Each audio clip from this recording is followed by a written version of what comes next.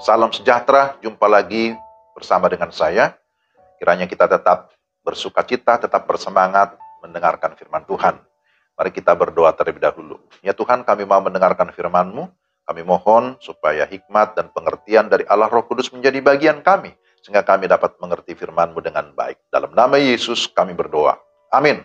Firman Tuhan dari Roma 10 ayat 8 sampai 10. Tetapi apakah katanya? Ini, firman itu dekat kepadamu, yakni di dalam mulutmu dan di dalam hatimu. Itulah firman iman yang kami beritakan. Sebab jika kamu mengaku dengan mulutmu bahwa Yesus adalah Tuhan dan percaya dalam hatimu bahwa Allah telah membangkitkan Dia dari antara orang mati, maka kamu akan diselamatkan. Karena dengan hati orang percaya dan dibenarkan, dan dengan mulut orang mengaku dan diselamatkan. Demikian Roma 10 ayat 8 dan 10. Renungan kita saya beri tema perkataan dan keselamatan. Saudara-saudara, dalam bagian ini Rasul Paulus memberitakan firman tentang Yesus Sang Penyelamat. Bahwa Yesus adalah Tuhan dan bahwa Allah telah membangkitkan Dia dari antara orang mati. Berita Injil sudah disampaikan dengan jelas. Itu bukan berita baru, bukan juga kabar burung. Rasul Paulus sudah mengalami kuasa kebangkitan Yesus Kristus yang sudah mengubahkan hidupnya menjadi baru. Oleh karena kuasa kebangkitan Yesus, maka Paulus menyatakan bahwa segala bentuk kebanggaan duniawi, segala prestasi yang dia capai di luar Yesus Kristus, itu hanya sampah yang tidak berguna. Hanya apa yang dilakukan di dalam dan bagi Kristus Yesus, itulah yang bernilai kekal. Oleh karena kuasa Yesus, maka Paulus memiliki kepastian keselamatan dan dia memberi dirinya sebagai alat keselamatan, mengabarkan Injil sampai ke ujung-ujung bumi. Saudara, kabar keselamatan sudah disampaikan. Namun bagaimana seseorang menerima keselamatan?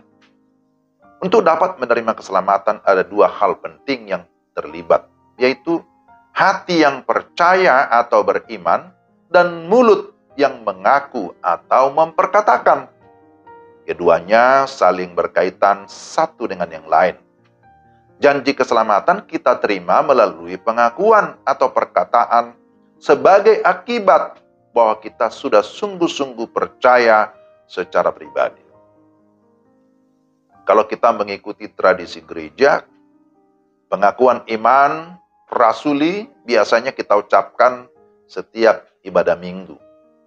Itu diikrarkan sebagai sebuah deklarasi bahwa kita sudah memiliki kepastian keselamatan di dalam Allah Tritunggal, yaitu Bapa dan Anak dan Roh Kudus.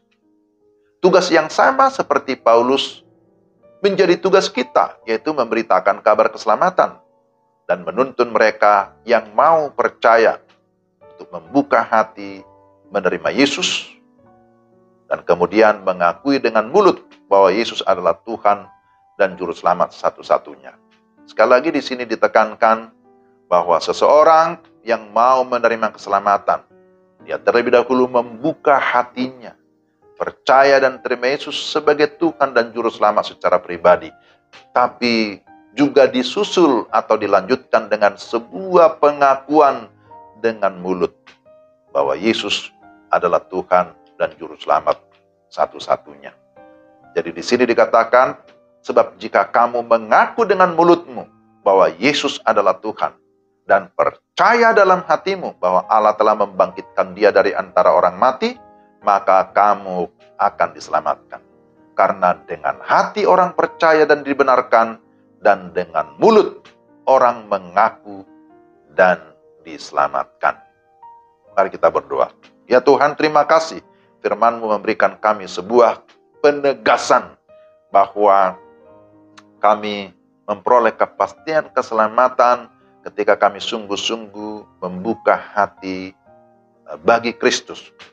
Dan Kristus berdiam, bertahta di dalam hidup kami. Dan selanjutnya ada sebuah deklarasi, ada sebuah pengakuan dengan mulut kami bahwa Yesus adalah Tuhan dan Juru Selamat. Kiranya Tuhan terus memakai kami menjadi saksi-Mu untuk mengabarkan kabar keselamatan kepada banyak orang, supaya semakin banyak orang yang sungguh-sungguh mau percaya, menerima Yesus, bahkan menyembah kepada Yesus sebagai Tuhan dan Juru Selamat satu-satunya. Terima kasih Tuhan, pakai kami sesuai dengan kehendak-Mu dalam nama Yesus. Amin. Demikian renungan kita hari ini. Tuhan memberkati saudara-saudara sekalian. Shalom.